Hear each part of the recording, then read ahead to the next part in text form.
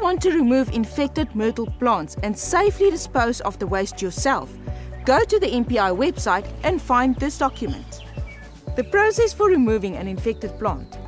Put on gloves and an outer layer that you are able to wash after the removal of the plant. Overalls are a good option. Then, apply some hairspray to the infected plant and allow it to dry. This may take 10 to 20 minutes.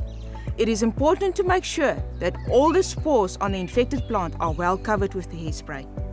When the hairspray dries, this will contain the spores and the leaves for removal. Then you cut the branches with a secateur or a saw to dismantle the whole plant bit by bit.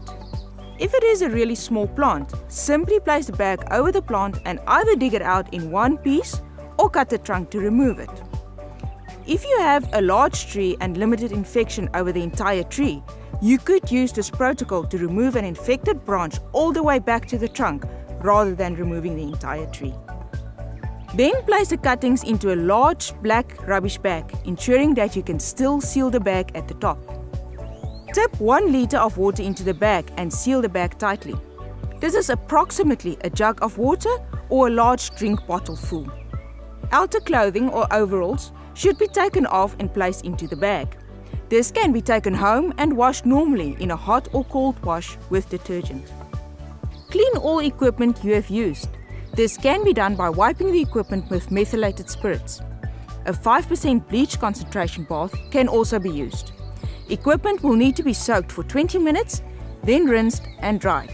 If you do not have methylated spirits or bleach, then wash equipment in water with detergent and leave to dry. Leave the bag for 3 to 4 weeks in a sunny spot to kill any spores inside, turning the bag every week. After 3 to 4 weeks, the plant material can be sent to the local landfill in bags as general waste or buried on site in your garden. Do not open the bag as it could contain bacteria that could be harmful to human health, such as Legionella that causes Legionnaire's disease.